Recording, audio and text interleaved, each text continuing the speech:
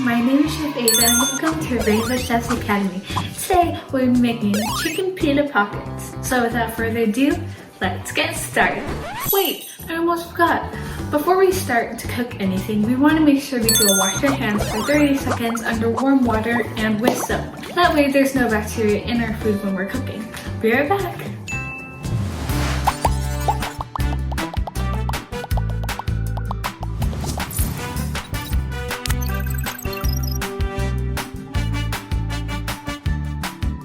Now that our hands are clean, we're going to now start preparing our mise-en-place, which is French for everything in its place. So in front of me we have chicken breast, which is pre-cooked, salt, pepper, paprika, fresh spinach, pita pockets, whole wheat, feta cheese, tomato, onion, 2 garlic cloves, and for our materials we have a medium to small mixing bowl, some tongs, a chef's knife, a cutting board, and a spatula. Are you wondering where we can get all these materials to start cooking in the kitchen? Well, I have a tip for you. Right behind me, I have our cool new Rainbow Chef backpack. Everything inside and contains materials that we'll be using throughout this channel for every single recipe, such as mixing bowls, measuring spoons and cups, spatulas, and so much more. If you would like to purchase one, go check out our website. To start making our chicken pita pockets, I began by cutting our pita pockets in half and separating them so that way it's similar to a little pocket. A lot of them will come in stores as a circle, but you simply just cut them in half and split the two centers so that way you're able to stick our chicken and veggies inside later. Next, we're going to start by dicing our tomato. So to begin, we're going to start by cutting off the stem part. But before we cut anything, I'm going to teach you the proper way to hold a knife and hold your veggies while cutting. So with your left hand, depending on if you're right dominant or left-handed, you are going to grab it with your claw. I am right-handed, so I will be using my left hand. But a claw is basically when you pinch in your fingers just like this to hold your veggies to avoid your fingers to be cut while you're cutting with your sharp chef's knife. Now while holding your chef's knife, you're going to use your pointer finger and your thumb and you're going to pinch the end of your knife just like this. Then, with the rest of your fingers that are wiggling around in the back, you're going to hold and grip the back of the handle or the handle of your knife, and this is called a pinch grip. So, claw and pinch grip, and when you're slicing you want to use a wave-like motion, so you always want to start with a tip and then press down with the back of the knife. So, to start, we're going to cut off the stem, so we're going to place, and using wave-like motions, we're going to slice down again until it goes all the way through the tomato. Make sure to cut as close to the stem as possible, so that way you're not wasting any tomatoes. You can dispose this. Next, we're going to cut it in half. So we're going to place the flat side that we cut down, and then we're going to use our claw, pinch grip, thumb, and pointer finger, gripping the knife, wave-like motions right in the middle. And there you go, perfect. Now, we're going to place the big flat side down, and we're going to cut this in half again. Claw, pinch grip, wave-like motions. Perfect. Okay, from here, we're going to begin dicing. So, if you were to place one of the quarters down, face down, so that way it's flat and we're able to cut it, we're going to start by cutting slices using our claw, wave-like motions, and our pinch grip. You should get slices just like these. Keep going until you get all your tomato done. After you're left with slices just like these, you are now going to be indicting them. So you're going to cut again using your claw and pinch grip and wave-like motions. You're simply going to cut them into little cubes. You're going to make them almost bite-sized pieces, so that way when you bite into a chicken pita pocket, you don't get a huge bite of tomato. You should get little cubes just like these. Continue to do this with the rest of your tomatoes. And when you're done, you can simply lift your tomatoes and put them into your small to medium-sized bowl. Now that we've finished cutting our tomatoes, we're now going to start on our onion. So I chose a really small onion because you don't need too much of it, but if you have a bigger one, go ahead and use that. So onions do make you cry, but a tip is to not cut off the stem part that has the roots coming out of it. Feel free to cut off the top part that has all the peel attached to it, but do not cut off the small part. That will prevent you from crying crying and your eyes being hurt. So we're gonna cut this in half. So with your claw and pinch grip, cut it in half. Cut it all the way through. And then from there, you can go ahead and head over to your garbage can and peel off the skin. You can actually cut it too, to kind of help you out. After this, you'll be left with the white onion, perfect, nice and pretty.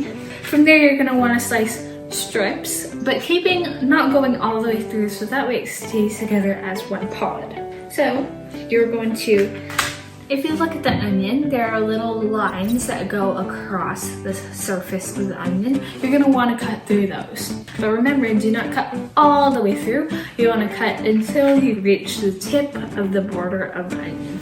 So using the tip of your knife, the pinch grip, and your claw, holding the knife steady and slicing through, just like that.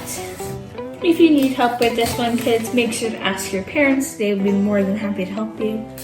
But if you got it, make sure you're just very careful with the knife. We don't want any fingers to be cut off, and make sure to use your brick claw.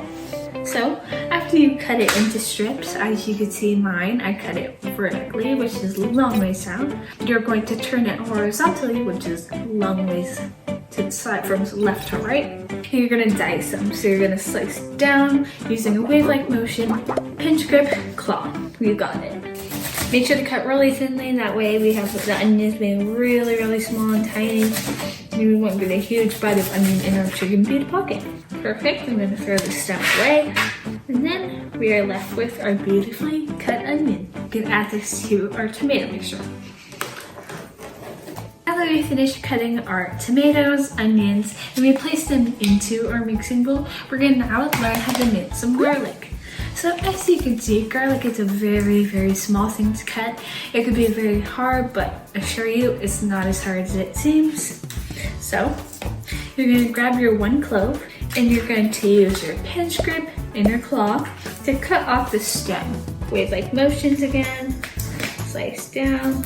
And then once you see all of the peels coming off, you can go ahead and head over to your garbage can again and peel off all the skin like we did to the onion.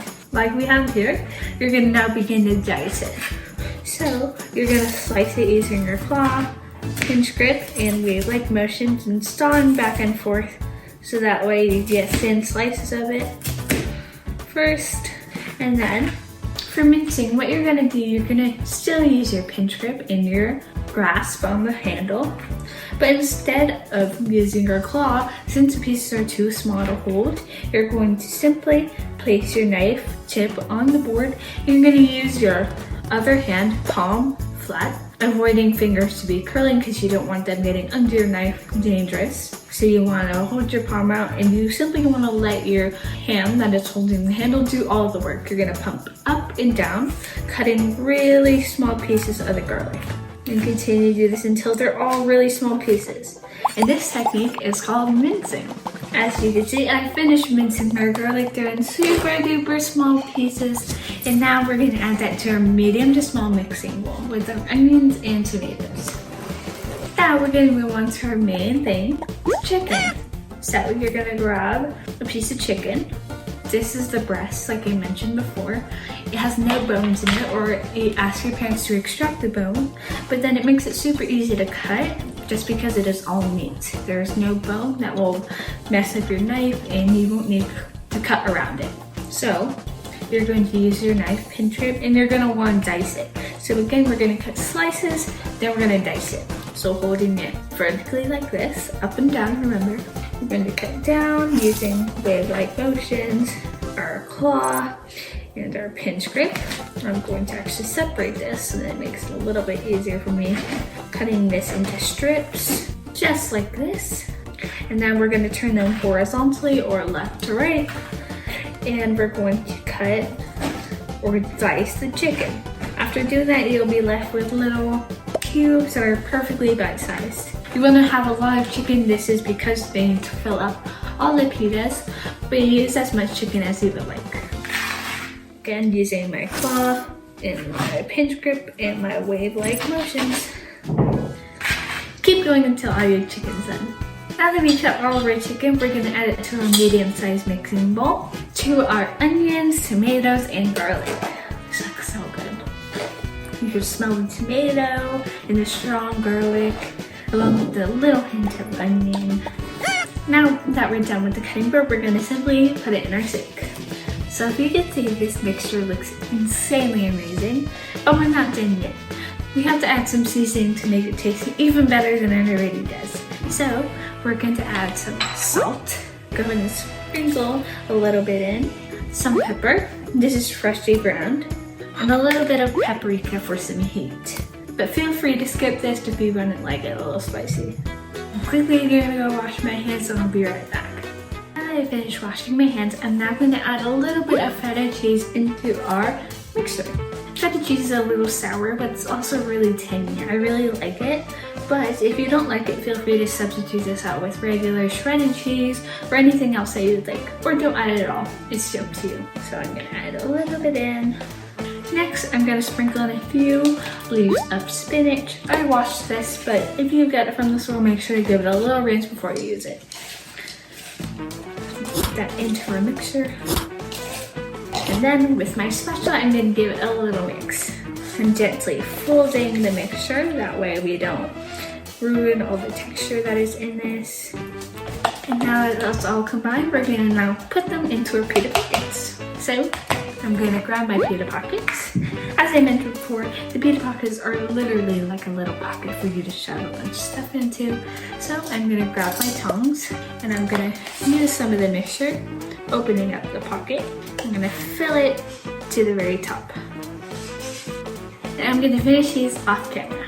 And there you have it, Chicken Pita Pockets. Thank you guys so much for joining me today on this kitchen journey. I really hope you like this recipe, and if you did, go ahead and go down below and give this video a nice like and subscribe to this channel. Make sure to share this pita pocket recipe with a bunch of friends, and hope to see you guys soon. Bye!